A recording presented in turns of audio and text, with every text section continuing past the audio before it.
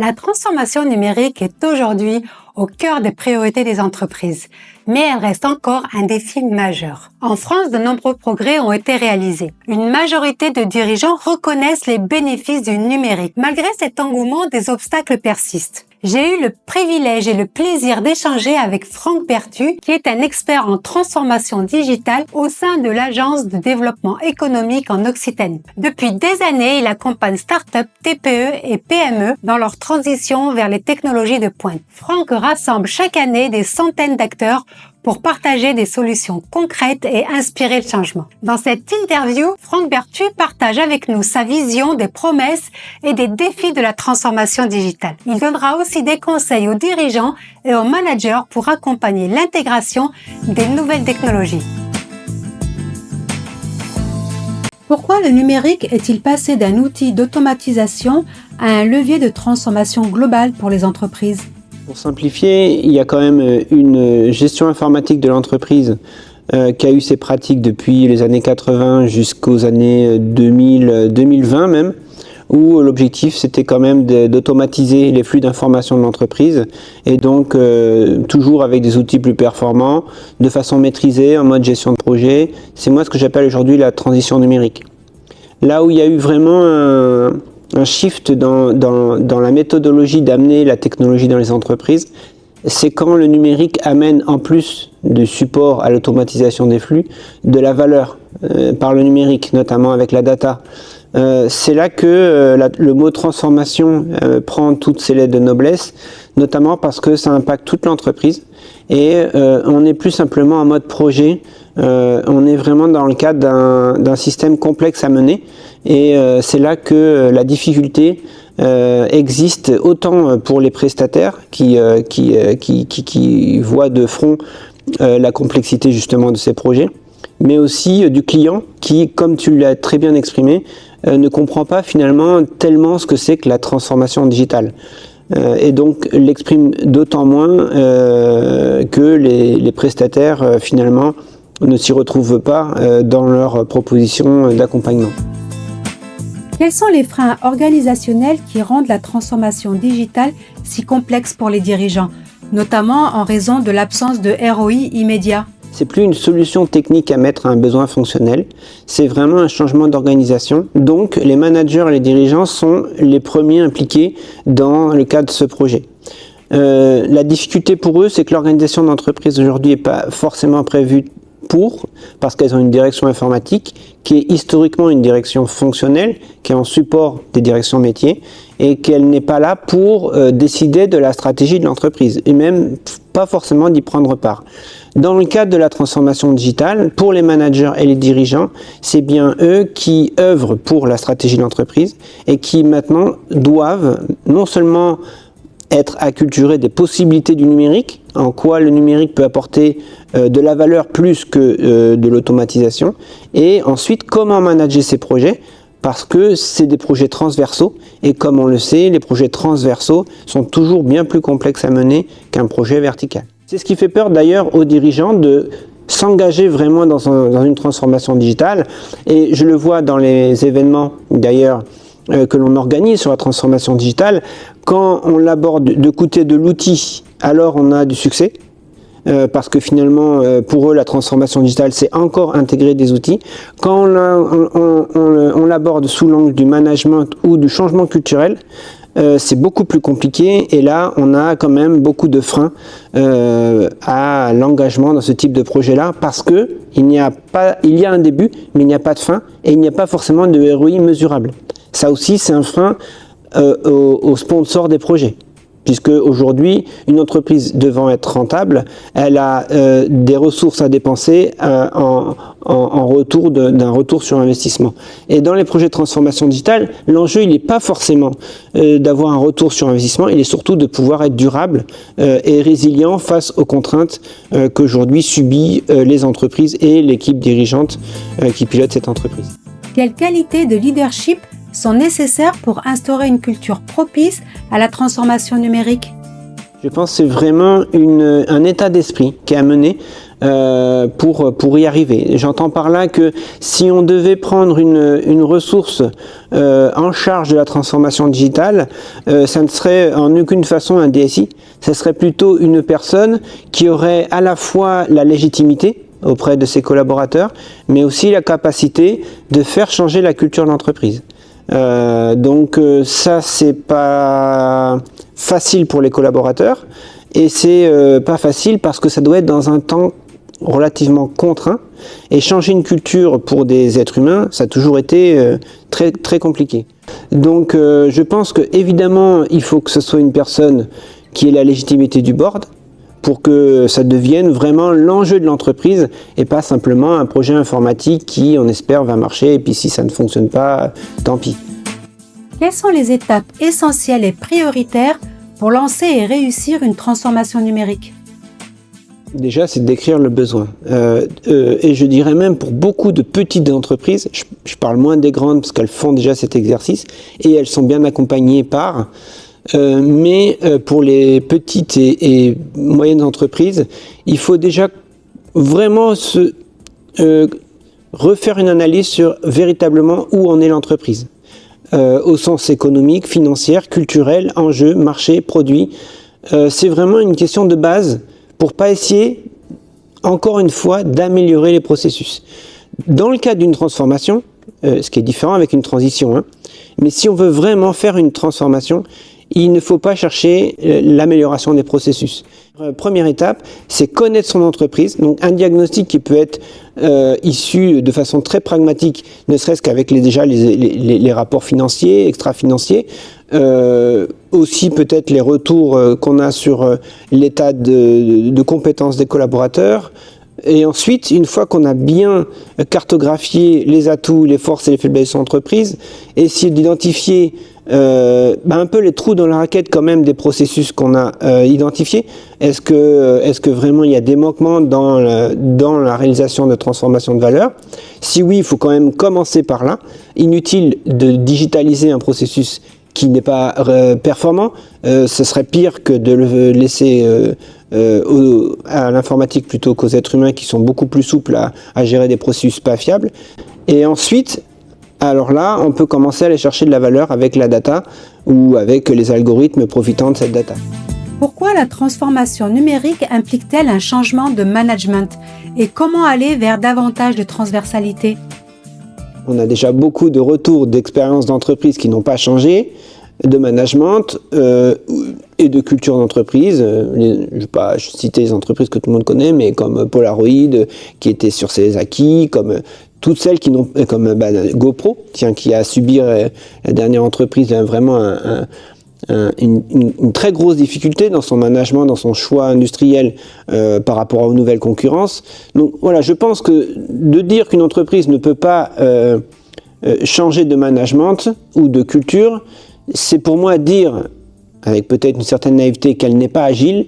Et pour moi, ne pas être agile, ce n'est pas être dans son temps. Ça pouvait l'être avant, parce que, encore une fois, le rythme était beaucoup plus lent. Aujourd'hui, le rythme, il faut comprendre, il n'est plus humain, il est numérique. C'est-à-dire que toutes les entreprises ne sont plus au rythme de l'être humain, ils sont au rythme des décideurs qui ont, eux, des outils numériques. Toutes les flux d'informations, que ce soit des factures, d'ailleurs qui vont être obligatoires en 2025, ou des flux de matériaux sont gérés par des logistiques numériques. Et ça nous dépasse maintenant. C'est en ça que la transformation, que le mot transformation prend toute son importance. Pour répondre d'ailleurs, revenir à une question fondamentale que tu as posée tout à l'heure, en quoi peut-on aider les managers et les dirigeants aujourd'hui? S'il y avait un choix d'outils à prioriser pour moi, pour aider l'entreprise à se transformer, c'est avant tout un outil de pilotage, un outil de business intelligence qu'on appelait avant business intelligence, mais qui permet de visualiser très rapidement, de façon instantanée, aussi bien les données de prod que les données de son client sur son téléphone.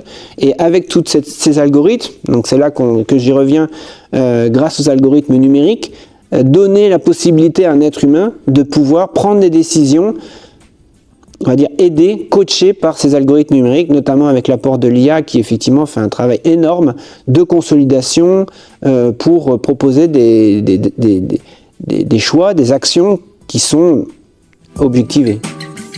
Les dirigeants comprennent-ils vraiment ce qu'implique une transformation numérique? Dans la majorité des cas, ils pensent l'avoir compris, encore une fois, parce que c'est quoi le facteur déclenchant pour dire on est plus que dans la mise en place d'un projet? C'est que tout d'un coup, ils voient une liste d'actions digitales à mettre en œuvre dans l'entreprise et ils ne savent pas la prioriser. Et devant cette liste, alors il faut mettre un CRM, il faut revoir le RP, et puis nos machines ne sont pas communicantes, et puis notre cybersécurité elle va peut-être pas, et puis ci, puis ça. Et du coup, l'équipe dirigeante dit bon bah là on est dans une transition numérique, comment faire? On va appeler des consultants pour nous aider à prioriser. Donc voilà, pour moi la description qui est pas fausse d'un dirigeant dans sa transformation digitale, qu'il appelle transformation numérique ou autre. Ce qui manque dans cette liste, c'est pourquoi on mettrait tout ça en place. Voilà, c'est tout bête. Le dirigeant il va dire bah parce que voilà, même les commerciaux ils vont dire bah parce que on n'arrive pas à se partager les données. Donc à chaque fois on est obligé de réécrire. La compta elle va dire ben moi il me faut un outil numérique parce que bon moi j'en ai marre d'écrire à la main, de prendre à la main les notes écrites et puis après ressaisir. Il y a double saisie. Ok. Donc tout ça c'est vrai, c'est la transition numérique, c'est l'objet de la digitalisation. Et les entreprises qui perdent aujourd'hui, c'est pas celles qui n'ont pas de valeur, c'est pas celles qui n'ont pas d'éthique, c'est pas celles qui n'ont pas des compétences, c'est ceux tout simplement qui sont pas dans le game quoi. Donc après c'est eux qui décident. S'ils veulent pas être dans le game. Mais ils jouent ailleurs ou tout seul. Le rôle des consultants n'est-il pas de questionner le pourquoi de la transformation numérique? Ce questionnement, même s'il a tout son sens, il est chronophage. Et au bout d'un moment, il faut être dans l'action pour un dirigeant. Donc, poser trop de questions, et des questions qui peuvent être un peu anxiogènes, ça va pas accélérer le projet. Ça peut même arrêter le projet dans l'œuf. Donc tout l'art du consultant, ça va être et c'est pour ça qu'il faut du senior, de rapidement diagnostiquer par l'intégration du consultant dans les murs. Il faut qu'il aille dans les murs, qu'il écoute les différents services sans forcément poser des questions par un QCM, de se rendre compte de la culture, de l'état des lieux de l'entreprise et de ce qu'il pourrait proposer en priorité. Et s'arrêter à des objectifs très pragmatiques. Et que ce soit presque en quelque sorte le seul à savoir où est-ce qu'il veut amener l'entreprise. Si le dirigeant a cette confiance avec ce consultant, à ce moment-là, toute l'équipe de production, y compris l'équipe dirigeante, suivra la feuille de route proposée par le consultant. Et là, ça sera vraiment un très bon consultant. Mais la plupart, soit ils passent parce qu'ils sont plus jeunes, ils passent par un diagnostic très long, et je sais de quoi je parle, et finalement ça saoule un peu toutes ces questions, ils attendent les applications, mais devant toutes les questions, à chaque fois il y a une action à faire, donc on tourne un peu en rond sur le volume de travail à traiter pour faire avancer, ou soit ils posent qu'une question, ou peu de questions, et l'entreprise dit ouais mais enfin je ne sais pas s'il a une vision globale de l'entreprise parce que il nous amène sur le changement d'un ERP alors que nous on voulait mettre en place un CRM ou pire on voulait mettre en place une machine numérique. C'est pas du tout ce qu'on voulait. Est-ce qu'on vraiment l'écoute? Voilà. Donc pour répondre à ta question, ça c'est le bon consultant, c'est pas le bon consultant en soi, c'est le couple consultant décideur qui fera que ça va bien fonctionner quoi. Où en sont les entreprises françaises aujourd'hui dans la transformation et quel secteur avance le plus rapidement? Dans les faits, on est toujours dans la transition numérique, c'est-à-dire améliorer les processus.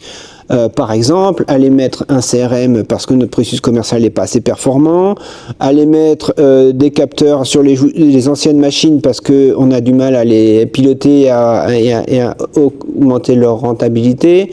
Donc pour moi, tout ça c'est très bien dès lors qu'on a conscience qu'on est dans la transition. On pourra donc gagner encore quelques années de rentabilité, quelques points de rentabilité, mais on changera pas le paradigme qui est actuellement aujourd'hui de changer d'état d'esprit de l'entreprise, l'enjeu de l'entreprise et même de ses collaborateurs qui eux aussi changent. Donc les secteurs qui marchent le mieux sont peut-être l'industrie, je dirais, si on peut appeler ça un secteur, parce que je pense qu'ils prennent de front la concurrence internationale, notamment dans la production, en tout cas en France. Et on voit qu'aujourd'hui, la relation de la production avec le client a complètement changé.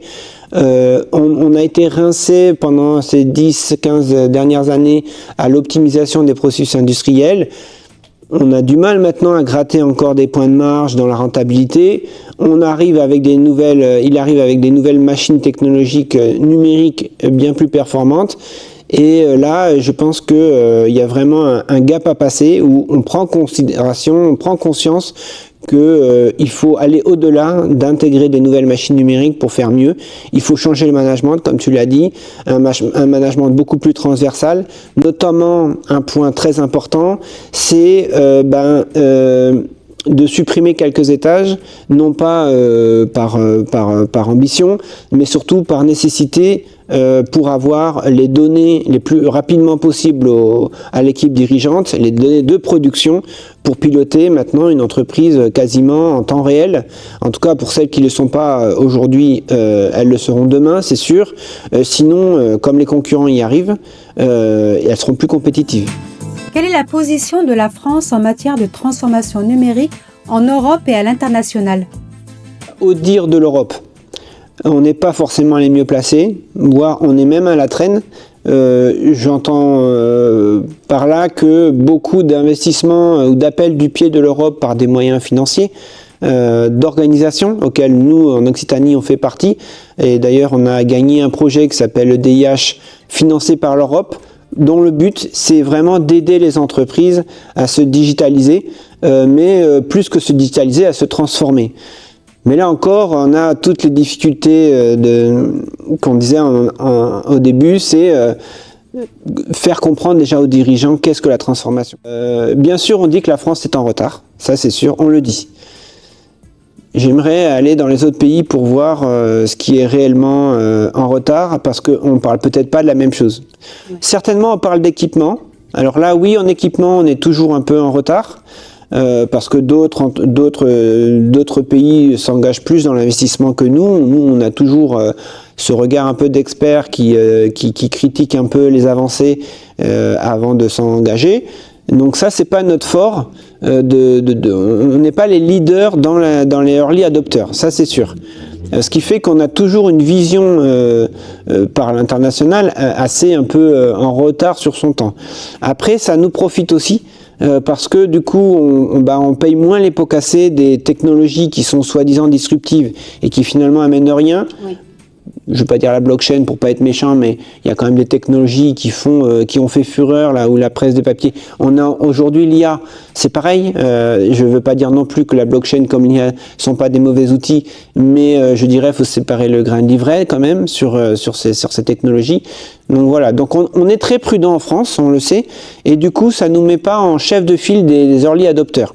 Maintenant, si on regarde le sujet, c'est pas les dirigeants ou les managers, c'est la personne morale, c'est l'entreprise. Est-ce que l'entreprise en souffre? Moi, je dirais c'est pas forcément,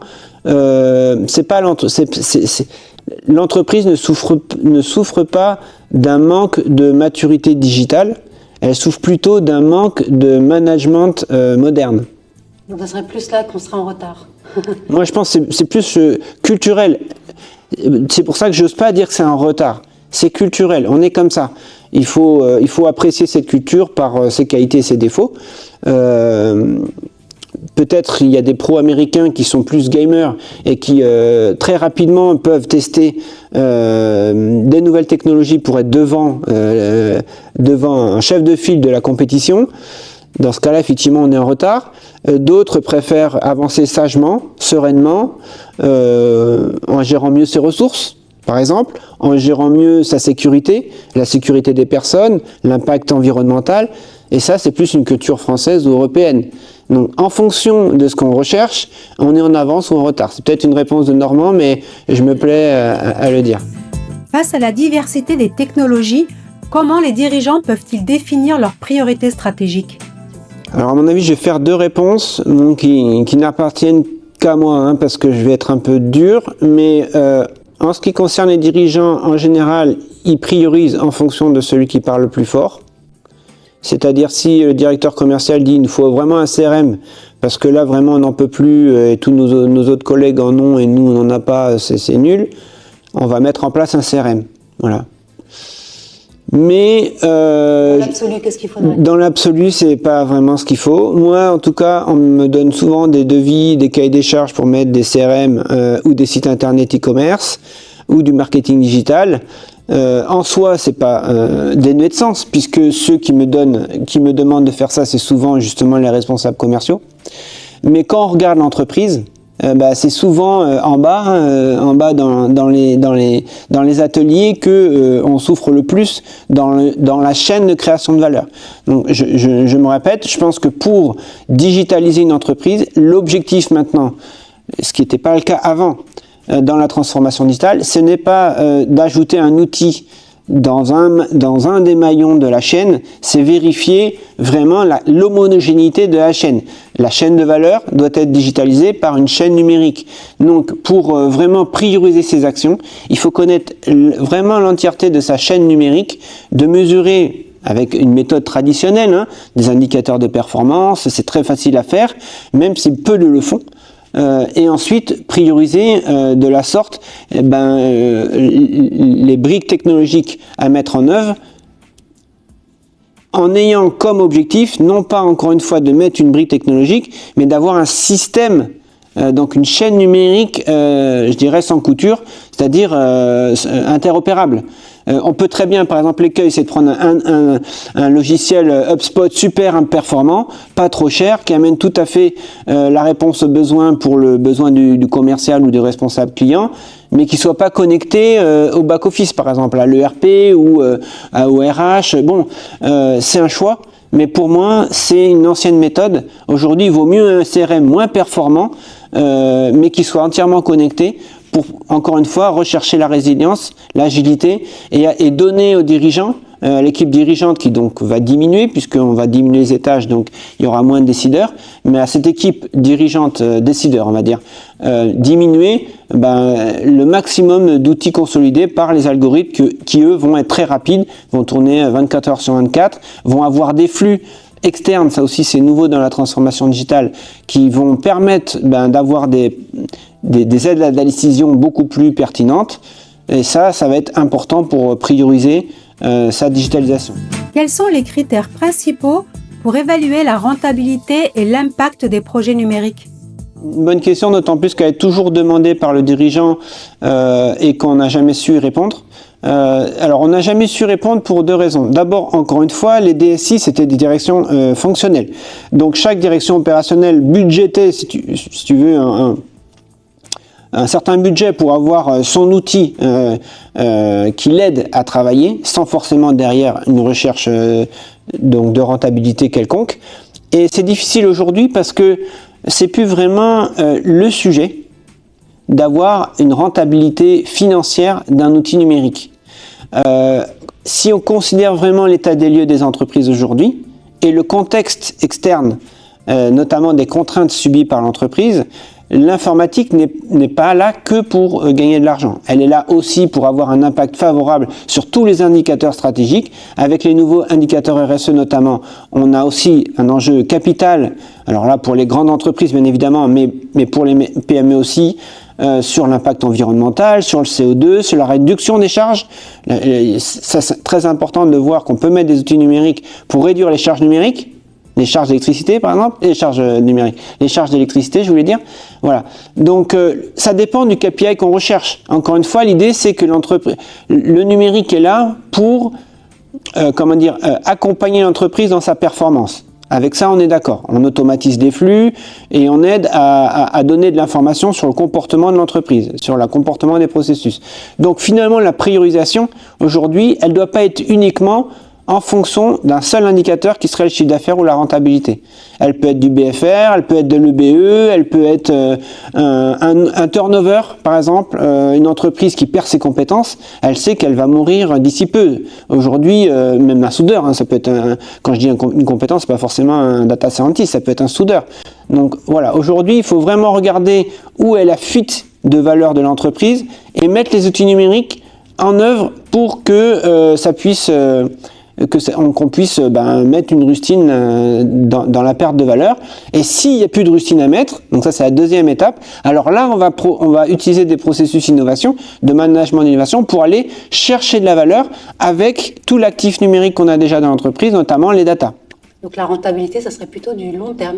La rentabilité économique, encore une fois la rentabilité, alors je pense comprendre ton terme, rentabilité économique, financière, là effectivement c'est l'étape, la deuxième étape, une fois que l'entreprise fonctionne de façon agile et avec une culture moderne pour vraiment aller chercher de la rentabilité pour en général ses actionnaires ou l'investissement pourquoi. Les technologies évoluent très vite. Comment les leaders peuvent-ils anticiper les besoins de l'entreprise? Anticiper, être un bon dirigeant, on a toujours dit que c'était avant tout un bon visionnaire. Et ce côté visionnaire, effectivement, permet d'anticiper les marchés, le management, l'acquisition de ressources. Bon, là-dessus, je pense que ça sera toujours vrai. Il y a quand même ce côté qualité du dirigeant qui fait des bons dirigeants, des moins bons dirigeants, on va dire. Après, si on parle de transformation digitale, en quoi cette vision peut être accompagnée par le digital ? On a quand même des exemples très pragmatiques, notamment sur tous les outils de prédiction, ce qu'on appelle aussi de façon très technique les outils de la décision, qui maintenant font du prédictif. Techniquement, mais relativement rapidement, avec toutes les données acquises, et voire peut-être avec certains modèles en plus qu'on a déjà, des modèles mathématiques, on peut faire tourner la machine pour nous dire, avant on avait ce comportement-là, demain, avec les flux qu'on a et les informations qu'on a, on aura certainement ce comportement. Bon, moi j'y crois pas trop à ça. Je devrais pas, hein. Mais en tout cas, moi je le vends pas bien. Dans tous les outils numériques que je connais, et même des très importants, notamment par exemple les outils numériques qui prédisent la météo pour les navigateurs, qui est très important. La plupart du temps, ça marche pas. Même si ça marche, mais ça marche avec un degré de confiance si faible que finalement, c'est toujours l'être humain qui prend la décision dans l'intuition. Là, on est dans l'intuition. Hein. Oui. Je parle pas du prédictif technique. Là, ça marche maintenant. Où on peut prédire que la machine elle va tomber en panne demain. Mais je pense que c'était pas sa question.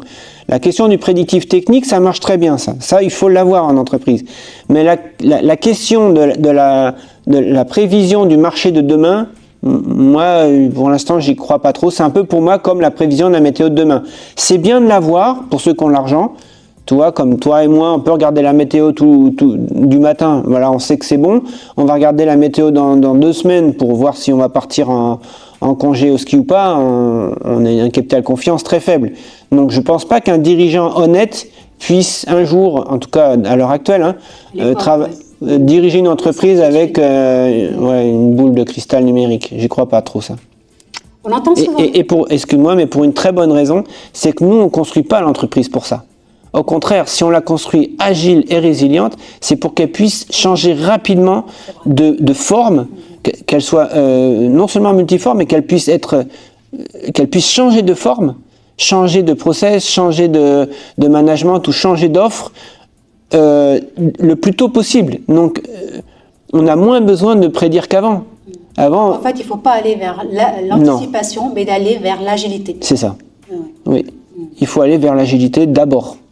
Après, on verra si on a des outils qui anticipent. Pourquoi on pourra lire l'horoscope, ça peut nous donner des idées. Mais avant tout, il faut s'adapter au quotidien. Une entreprise, elle va être pilotée de plus en plus, puisqu'encore une fois, de plus en plus sur du numérique. Le numérique va aller de plus en plus vite. Et du coup, il faut pouvoir rebondir très vite. On y est déjà, hein. On y est déjà. C'est pas pour demain. C'est pour maintenant. Regarde toutes les entreprises qui fonctionnent, c'est les plus digitalisées. Hein. Et pourquoi ? Parce qu'elles peuvent répondre le plus rapidement possible aux injonctions. Avec 70% d'échecs estimés, quels sont les principaux pièges que les dirigeants doivent éviter dans la transformation numérique ? Bon, alors déjà avec ces chiffres, c'est un chiffre qui rebondit un peu avec plutôt moi ce que j'appelle la transition numérique, c'est-à-dire l'intégration d'outils numérique dans l'entreprise. Et donc, on a bien compris que moi, je différenciais complètement la transition numérique de la transformation digitale. Donc, dans les faits, si on a 80% de projets qui se disent transformation, mais qui sont que transition numérique, c'est-à-dire, voilà, ils échouent, comme beaucoup de projets, échouent, en tout cas beaucoup de projets informatiques, souvent parce que, ça fait écho à ce que je disais tout à l'heure, on choisit l'outil numérique avec celui qui crie le plus fort, autant dans l'expression de besoin que dans le prestataire. Voilà. Donc ça peut pas forcément bien marcher, même si des fois pour 30% des cas ça fonctionne. Après, concernant la transformation, moi je pense qu'on a beaucoup moins de chiffres que ça, parce que là aussi c'est pas forcément facile à mesurer. L'échec d'une transformation, je dirais presque, c'est la bonne nouvelle. C'est un peu comme dire, je suis, devant l'échec de mon enfant qui tombe en apprenant à faire du vélo, tout en oubliant que c'est par la chute qu'il est en train d'apprendre à faire du vélo. Donc, je suis peut-être un peu trop philosophe, mais je pense que il faut expliquer ça aux dirigeants. Donc là, je parle pas de l'intégration d'un outil numérique dans un process. Ça doit être maîtrisé. Et un échec sur cette partie-là, c'est un peu dommage. C'est parce qu'on a oublié le savoir-faire classique du métier de la gestion informatique dans une entreprise. C'est un métier, tout le monde n'est pas formé pour, et pour autant, il y en a beaucoup qui le croient. Mais ça, c'est quand même maîtrisé. Et puis aussi, il y a le métier de l'art qui amène son savoir-faire pour mener à bien ce projet, mais qui n'est pas entendu par les décideurs et qui décide de faire autrement, et patatras, ça se casse la figure. Donc ça, pour moi, c'est les 70% que tu signales. Mais c'est la transition numérique. Mais pour la transformation digitale, moi, je dirais, on n'a pas de chiffres qui veulent dire grand-chose. Ouais. Voilà. Le seul chiffre qui serait intéressant, c'est combien réellement ont engagé leur transformation digitale. Il y en a, bien sûr, mais celui-là, il est confondu avec ceux qui pensent le faire parce qu'ils ont acheté un outil de CRM ou un outil de RP. Voilà. Et moi, je suis désolé quand j'arrive dans une entreprise en cours de transformation digitale et de voir que, en fait, ils n'ont fait que mis un logiciel dans un processus et qu'il faut repartir du début, c'est-à-dire où en est l'entreprise. Ok, pour le processus commercial, j'espère que vous avez mesuré l'impact et j'espère qu'au moins vous avez mis des indicateurs de performance dans votre cahier des charges, parce que là aussi, pour répondre plus clairement à ta question, l'échec des projets dont on parle, des 70% là, c'est souvent parce que on décrit un besoin fonctionnel et donc le partenaire technique propose une solution technique qui répond à ce besoin fonctionnel, mais ça marche. C'est juste que ce qui ne marche pas, c'est l'équipe dirigeante qui ne voit pas d'impact de ce ROI ou de la performance attendue par l'outil. Tout de suite. Mais pourquoi il ne le voit pas? Parce que ce n'est pas décrit dans le cahier des charges. C'est très rare, les cahiers des charges, où il n'y a pas un indicateur qui engage le prestataire à atteindre un niveau de qualité factuel avec un KPI de la mise en place de son outil. Donc c'est souvent que les deux ont tort dans les échecs. Julia de Funès critique la glorification de la transformation numérique qu'elle qualifie parfois d'agitation stérile sans réflexion stratégique. Partages-tu cet avis ? Alors c'est pour ça que moi je mets pas transformation numérique, je mets transition numérique, parce que dans ces mots, c'est la réalité aujourd'hui du terrain. On parle de transformation numérique ou digitale, mais pour moi, encore une fois, à 90%, on est dans la transition numérique encore. C'est-à-dire qu'on voit toujours le projet avec des grands mots, transition numérique ou transition écologique ou transition tout ce qu'on veut, mais en amenant en le prenant par le petit bout de la lorgnette, si tu veux, en se remettant pas en question. Donc, je suis un peu d'accord avec ce constat. Moins avec celui celui qui pourrait faire comprendre qu'il faut pas en parler. Il faut au contraire en parler, mais la façon dont on en parle aujourd'hui, c'est rater le sujet. Donc je trouve effectivement qu'on met beaucoup de choses derrière peu de moyens. Et donc ce qui concerne la transition aujourd'hui numérique, ou ce qu'appellent certains la transformation numérique, pour moi on est à côté du sujet. Voilà. Le vrai sujet ? Le vrai sujet, c'est la transformation des structures de production qu'on appelle des entreprises aujourd'hui, voilà, et qui mériteraient plus de considération Aujourd'hui, on n'entend que les dirigeants, mais on a l'impression que c'est l'alpha et l'oméga de la réussite des organisations. Non, il faut se rendre compte que une organisation, même une petite entreprise, c'est complexe aujourd'hui par les flux qu'elle a à traiter, et dans la complexité, c'est pas la somme des individus qui font la qualité du système global, c'est vraiment les interactions. Comment les dirigeants peuvent-ils mobiliser leurs collaborateurs pour accompagner le changement culturel ? Moi, je pense que le top management l'a compris, que c'est un changement de culture qu'il faudrait avoir. Mais il se heurte notamment au middle management, qui lui, c'est pas qu'il n'a pas compris non plus, c'est que c'est pas dans son intérêt. C'est pas dans son intérêt dans le sens où cet changement de culture dont on parle, c'est de pouvoir vraiment essayer d'avoir une entreprise qui ne soit pas justement très hiérarchique. Et pour l'instant, toutes les entreprises sont construites sur ce modèle. Quand tu intègres, tu commences ton travail, ben tu rentres par le bas, et puis tu aspires par ton entretien RH d'évolution, d'évoluer. Évoluer, c'est pas faire un autre métier. Évoluer, c'est être chef, sur-chef, encore sur-chef. C'est encore un peu ça. Et là, on est en train de dire, c'est plus ce modèle-là qu'il faut. Donc, le top management, lui, il a compris, et ça lui est égal, puisque lui, il est au top management.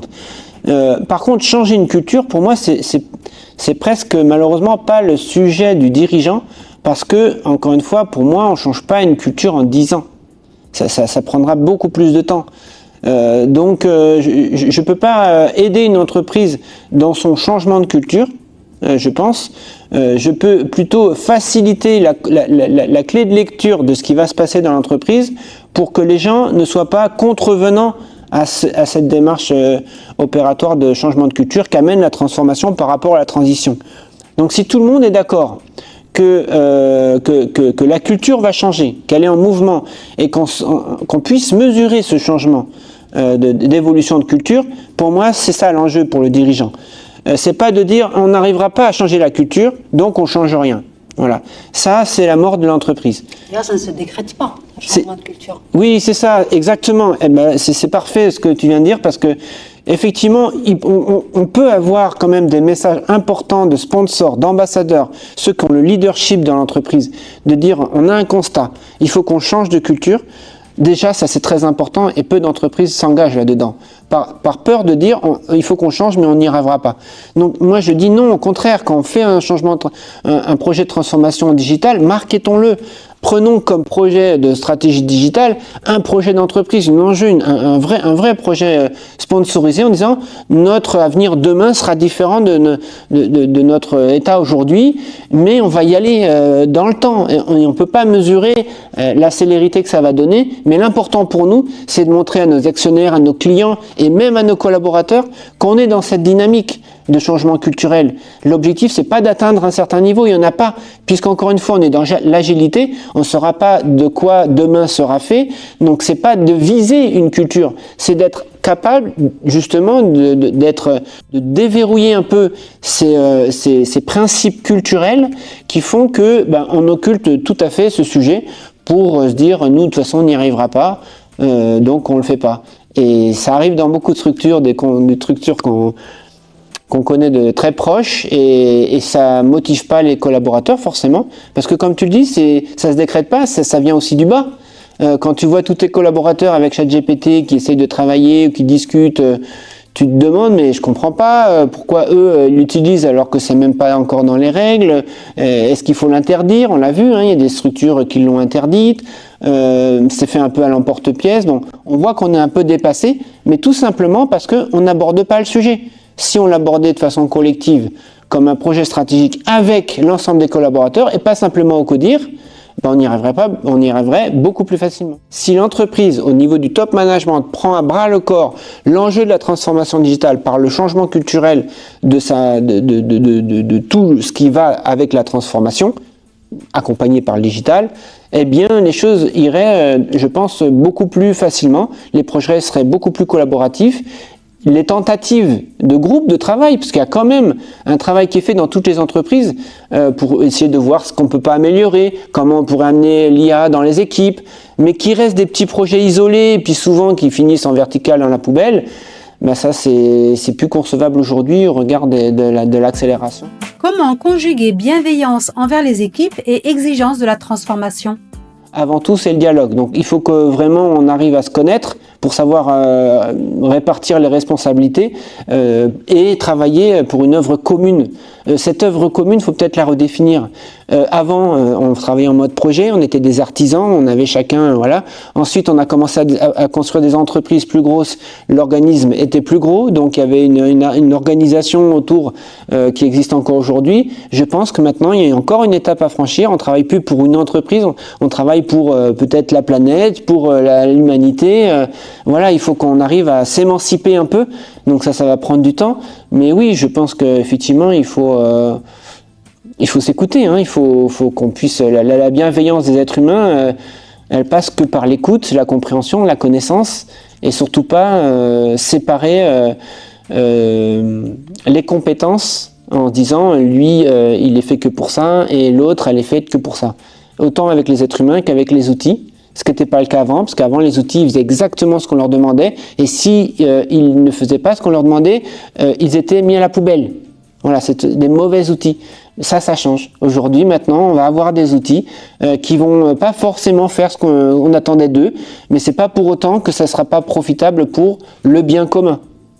Là, j'en reviens aux fameux IA qui proposent des réponses inattendues, mais il faut l'accepter. Voilà. Quel type d'intelligence artificielle les entreprises peuvent-elles utiliser pour optimiser leurs processus et leurs compétences ?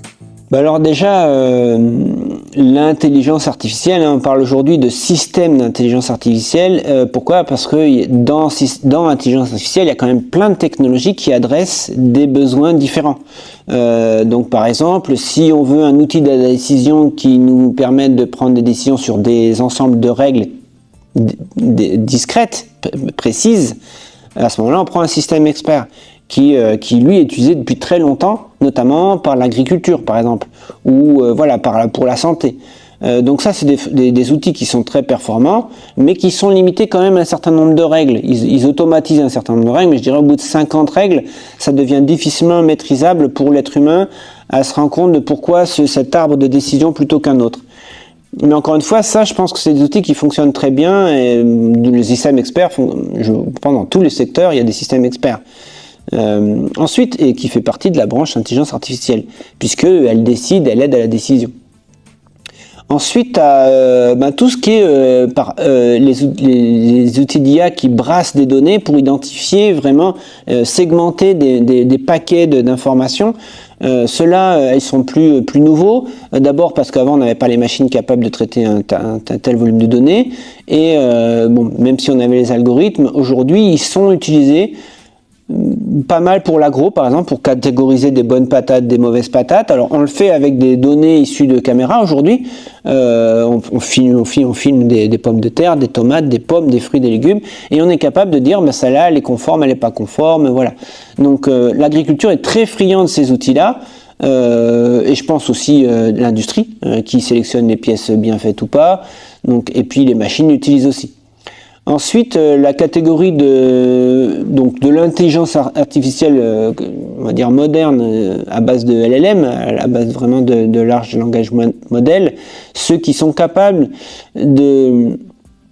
d'ingérer des données et par la suite d'un algorithme prédire, voilà, je vais reprendre le mot tout à l'heure, une suite logique d'informations.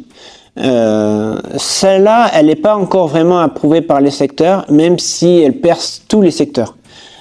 Parce qu'elle a des résultats très probants à partir du moment où t'es pas dans un modèle de causalité. C'est-à-dire à partir du moment où, comme un être humain, quand tu décides quelque chose ou tu proposes quelque chose, t'as pas un modèle mathématique qui calcule le résultat, t'as une intuition, t'as une compétence, t'as des règles qui font que tu essayes d'optimiser la réponse. Et une personne compétente, formée et expérimentée améliore ce niveau de réponse. C'est ce que fait exactement le langage, le LLM, l'IA LLM. Et donc ça, on comprend très bien que ça va intégrer tous les secteurs dans lesquels il y a un être humain. Autrement dit, puisque les entreprises sont faites par des êtres humains, toutes les entreprises humaines aujourd'hui. dans ce sens où ça va être vraiment un outil qui va aider l'être humain à devenir meilleur au niveau compétence, j'entends bien, hein, pas au niveau éthique, mais au niveau compétence. Il pourra complètement s'appuyer sur ces coachs numériques qui vont t'aider à te dire ce que tu devrais faire ou ce que lui ferait, comme un vrai coach humain à tes côtés qui fonctionnerait 24 heures sur 24. Où en sont les entreprises françaises dans l'adoption de l'IA et quels défis majeurs freinent encore son intégration? Moi je dirais c'est un peu deux pas en avant et un pas en arrière. Des fois c'est deux pas en arrière, un pas en avant. Mais on l'a du lest un peu quand même. En fait, c'est les deux pas en avant et un pas en arrière, mais pas des mêmes personnes. On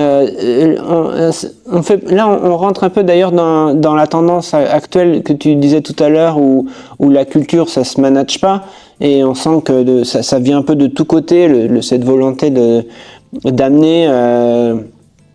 d'amener autre chose dans l'entreprise. Et je pense que l'IA aussi en tant que pour le coup technologie quand même, il contribue dans le sens où je pense que pour répondre concrètement, tous les dirigeants s'y intéressent comme tous en fait les citoyens finalement. Je pense que tous les citoyens aujourd'hui, j'espère en tout cas, s'intéressent à ce qui se passe avec l'IA. Tellement ça touche, et c'est pour ça que pour moi ça c'est un marqueur fort que c'est pas juste un automate, c'est pas considéré comme une machine l'IA. Sinon, ça serait pas aussi considéré par tous les citoyens. Donc c'est plus que ça. De par sa complexité, encore une fois que j'ai essayé d'exposer tout à l'heure, ça devient une singularité. Et singularité dans le sens où c'est quelque chose qu'on a du mal à palper, à maîtriser et à comprendre pour l'instant. Ça devient autre chose que simplement un outil numérique. Et donc pour ça, les dirigeants s'y intéressent en tant que citoyens membres de leur structure. Ils se disent l'application de ma curiosité que j'ai moi chez moi autour de l'IA, est-ce que je peux l'appliquer à l'entreprise? Et là, bam, qu'est-ce qui tombe? Toutes les autorités. En premier lieu, l'autorité data, la DSI, la sécurité. Donc il se prend en fait le dirigeant ou les équipes qui travaillent autour de ces IA, vraiment tout le carcan de la vieille mécanique. Et souvent c'est un frein, en tout cas un arrêt, pas définitif, hein, mais un arrêt au projet d'IA. Donc parce que c'est pas sécure, parce qu'on sait pas où vont nous donner, parce qu'on sait pas mesurer le ROI. Il y a encore 80% d'échecs aujourd'hui de projets d'IA qui sont annoncés. Bon, là c'est pareil, j'ai le même topo que tout à l'heure. Qu'est-ce que veut dire ces 80%? Pourquoi les échecs seraient négatifs? Voilà déjà. Voilà. Donc, pour répondre clairement à ta question, oui, je pense que tous les dirigeants sont intéressés, mais tous les dirigeants ne lancent pas de projet d'IA dans leur entreprise par manque de structure interne. Et encore une fois, là, nous, on est là en transformation digitale pour expliquer quelle structure mettre en place pour pouvoir laisser la place à ces étrangers, là, on pourrait dire comme ça, presque. Non, il faut le prendre très au sérieux, cette peur, cette crainte. On a peur parce qu'on connaît pas. Donc moi, le message que l'on passe en tout cas avec toute la structure Occitania qu'on a mis en place, c'est bien ça aussi comme première mission.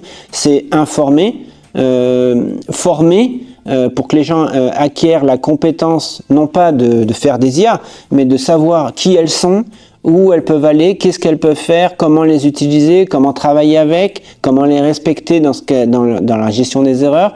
Si vous voulez pas les respecter, qu'elles veulent faire zéro erreur, prenez une autre IA, mais c'est dommage, on n'atteindra pas l'objectif pour l'entreprise. Voilà, tout ça, il faut en discuter. Mais ce qu'on voit dans le côté un peu dystopique des IA, je pense, ça, pour moi, peut-être naïvement, c'est vraiment la base du message. On a quelque chose de nouveau qui arrive et il va falloir changer de culture pour accepter cette nouveauté. Qu'est-ce que l'informatique quantique et pourquoi les entreprises devraient s'y intéresser? L'informatique quantique, c'est peut-être, simplement une façon d'aborder le problème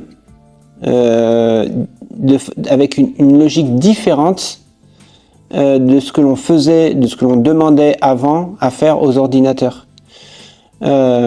cette approche différente, sans rentrer trop dans les détails, ça va permettre d'aborder des problèmes qu'on ne pouvait pas aborder aujourd'hui et qu'on ne pourra jamais aborder avec la façon historique d'aborder les problèmes. Par exemple par exemple, tous les problèmes qui manipulent de la complexité combinatoire, comme par exemple les GPS par exemple, le fait de demander à une machine de trouver le plus court chemin en passant par un certain nombre de villes, ça c'est une complexité mathématique lourde pour l'ordinateur, puisque le temps de traitement est exponentiel au nombre de villes que tu peux, au nombre de chemins, de passages que tu peux faire avec ta voiture.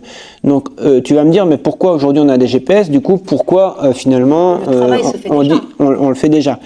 On le fait, mais on approxime. Donc dans une approximation, on arrive toujours à traiter tous les problèmes. Mais on a des besoins d'exigence aujourd'hui qui sont qui ne supportent plus l'approximation. Et par exemple, pour reprendre mon cas de GPS, aujourd'hui, si tu veux, par exemple, faire des produits chimiques, des produits pharmaceutiques, tu es obligé de, pareil, avec cette complexité combinatoire, de limiter le nombre de molécules que tu mets dans ta réaction, que tu synthétises sur ordinateur. Et ensuite, une fois que tu as fait ta formulation chimique synthétique sur ton ordinateur, et que donc à la formulation tu fabriques le cachet, tu es obligé de faire un protocole clinique avec 2000, 3000 clients pour voir ce qui se passe. Voilà. Donc ça, c'est un peu la façon empirique de faire de la recherche. Aujourd'hui, on n'a plus trop le temps, malheureusement, de passer 6 mois, 1 an, 2 ans à faire ces protocoles cliniques avant d'avoir un médicament. On l'a vu avec le Covid, on a besoin d'avoir vraiment un médicament stable dans le corps humain. Donc on a besoin aujourd'hui d'outils numériques, et ça c'est vrai pour la météo, c'est vrai pour tous les problèmes, qu'aujourd'hui on a su bon an mal an simplifier en disant bon c'est pas super, mais de toute façon on peut pas faire mieux. Aujourd'hui on nous promet, ce mot est important avec le calcul quantique, qu'on va pouvoir y arriver. On va pouvoir donc trouver des nouvelles formulations, une nouvelle façon de faire pour vraiment trouver des nouveaux médicaments, aider considérablement à l'optimisation d'ailleurs des mêmes GPS, mais pour des problèmes beaucoup plus compliqués. Par exemple, là, la SNCF nous demande de travailler pour gérer vraiment la logistique d'un colis de bout en bout, avec, t'imagines, toute la complexité des chemins possibles au colis pour que ce soit à la fois le plus rentable, mais aussi le plus rapide pour le client. Voilà, toutes ces problématiques-là, aujourd'hui, on ne sait pas les résoudre, donc on les simplifie, donc c'est au détriment de la qualité de service. Et puis des fois au détriment de la qualité de la science aussi. On a des problèmes même théoriquement mathématiques, là les problèmes NP ou autres, qu'on ne peut pas résoudre avec des ordinateurs aujourd'hui. Donc tous ces types, cette catégorie de problèmes, on les simplifie. Et voilà, on les expérimente, on prend un avion, on fait des modèles, on regarde un peu si ça va, puis après on prend un pilote d'essai, et puis on regarde ce qui se passe, bon il tombe pas, ça a l'air de fonctionner. On est un peu dans l'empirisme encore. Bientôt on aura vraiment beaucoup plus de finesse dans le calcul, dans la simulation, pour pouvoir, avant de faire des expérimentations en réel, de les faire complètement sur ordinateur. Ça pourra donner des applications très importantes. Quels secteurs bénéficieront le plus des avancées de l'informatique quantique? Tous les secteurs qui manipulent énormément d'algorithmes très complexes, d'optimisation, sont impliqués, mais déjà aujourd'hui. Donc c'est-à-dire qu'aujourd'hui, ils n'ont pas encore le résultat des machines de calcul, parce qu'elles sont en train d'être fabriquées. On est vraiment à l'aune de l'informatique quantique. Pour ça, tout à l'heure, j'ai dit promet, on peut encore utiliser ce mot, la promesse. Mais bien sûr, il y a les banques, le secteur financier qui manipule, t'imagines, un nombre colossal de données et pour lesquels, eux, ils sont vraiment pilotés en temps réel. Et même, ils sont dans la prédiction. Donc, ils font énormément de simulations. Donc là, effectivement, le quantique serait vraiment une aubaine pour eux. Mais il n'y a pas que la quantité, il y a aussi la performance.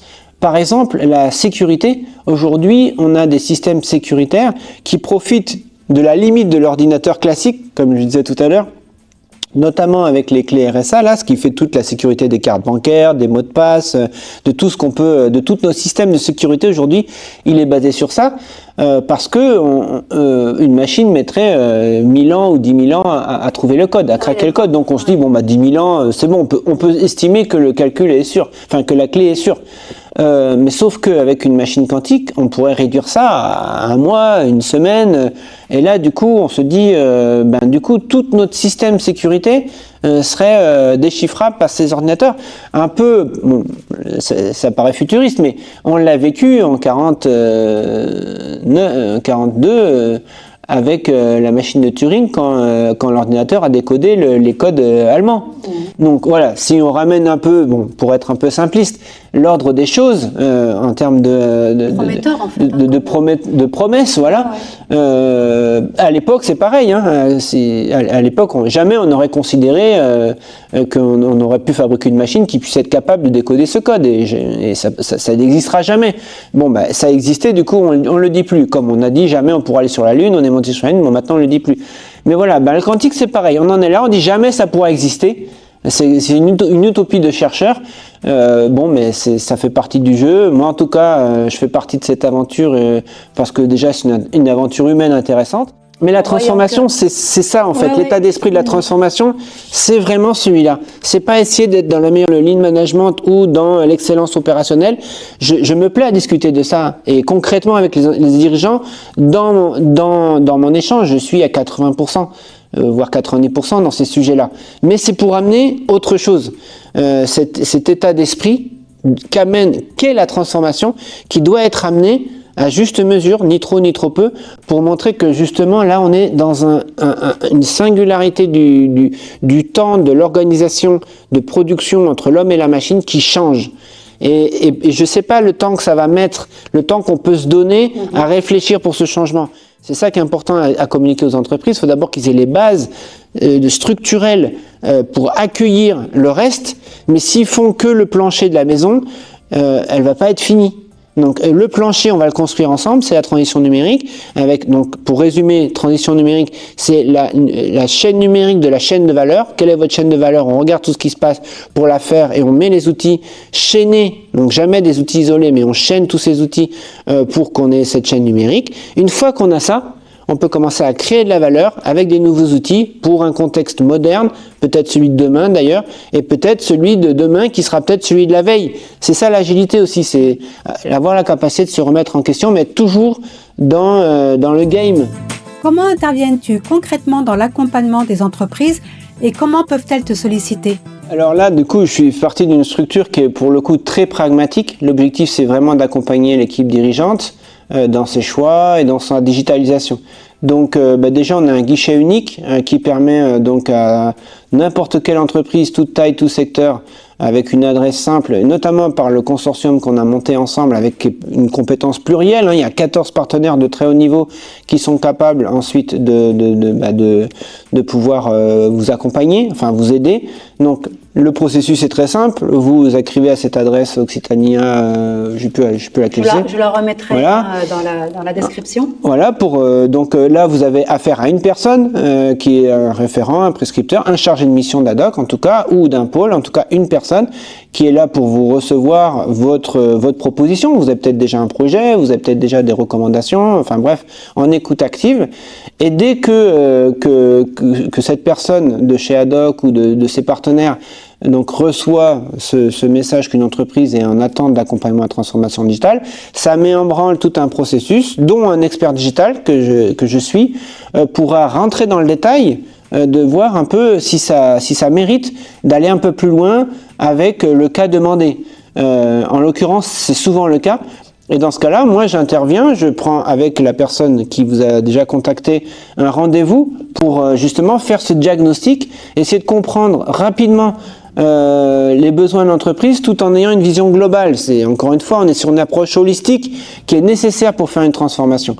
Et on va vous proposer en back-office, c'est-à-dire sans vous prendre de temps, tout un travail d'expertise, d'analyse partagé avec ces 14 partenaires compétents, des labos, des entreprises, des centres de compétences. On discute ensemble, on a une vision globale, collégiale de ce qui serait bien à mettre en place chez vous. Et ensuite, on revient donc cette fois avec des propositions et des ressources, c'est ça qui est important, qu'elles soient humaines ou financières. Humaines parce que on proposera aussi des prestataires qu'il vous faut pour mettre en œuvre, parce que nous, on est là pour faire le diagnostic, mais on ne met pas en œuvre. Par contre, il y a la sphère privée, les prestataires privés, que nous, on va vous conseiller, qui nous semblent à la fois compatibles avec votre entreprise, mais aussi compétents avec votre besoin, et financière, parce que on pourra pour certains cas vous aider financièrement, soit directement si on a besoin de faire des POC, des fois on a besoin de faire des tests avant du déploiement chez vous, des tests d'IA par exemple, si vous voulez mettre de l'IA, surtout faites des tests avant, donc on peut cofinancer la moitié pour une partie d'IA, ou pour par exemple faire former l'équipe à ce qu'est-ce que l'IA. Et puis après, surtout, nous, là, pour le coup, en tant qu'agent ad hoc, aller chercher des financements pour un vrai projet à industrialiser, d'autant plus si c'est pour aller chercher de la valeur comme un projet innovant, par exemple. On va quand même rappeler que ad hoc, c'est une institution publique, oui. Et que, par conséquent, ces accompagnements-là ne sont pas payants. Non, non, l'offre d'accompagnement, même de diagnostic, et c'est une vraie valeur ajoutée, et même d'analyse, d'expertise par ces 14 partenaires, tout ça c'est gratuit, c'est une vraie valeur ajoutée parce que c'est vraiment, comment dire, ça vous fait comme un tiers de confiance de haut niveau sur lesquels vous pouvez vous baser sans rapport commercial et donc avec une connaissance de l'état de l'art et des limites des outils qui me semble très intéressant, au moins à écouter, à entendre.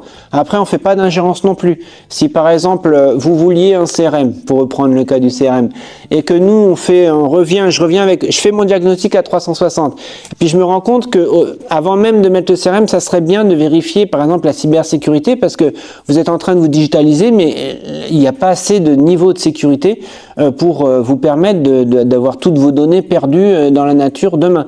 Et que nous, on revient avec une proposition un peu différente en disant, ok, pour le CRM, on verrait telle solution, mais la priorité, c'est quand même de lancer d'abord un audit cybersécurité. On vous le propose comme ça, et puis avec la ressource humaine et financière. Mais si vous dites, non, j'en veux pas, moi je veux que mon CRM, après, on va vous dire, non, dans ce cas-là, on vous aide pas, on vous accompagne quand même. Ok, écoute, il n'y a plus qu'à du coup, il n'y a plus qu'à contacter donc ad hoc. Je mettrai donc tes coordonnées dans la description. En tout cas, merci beaucoup Franck pour toutes ces informations qui sont très précieuses pour nos dirigeants et nos managers, et puis toutes les personnes qui veulent faire de l'innovation et puis qui veulent aller de l'avant surtout et qui veulent être, comme tu l'as dit, dans le game. Merci beaucoup Franck.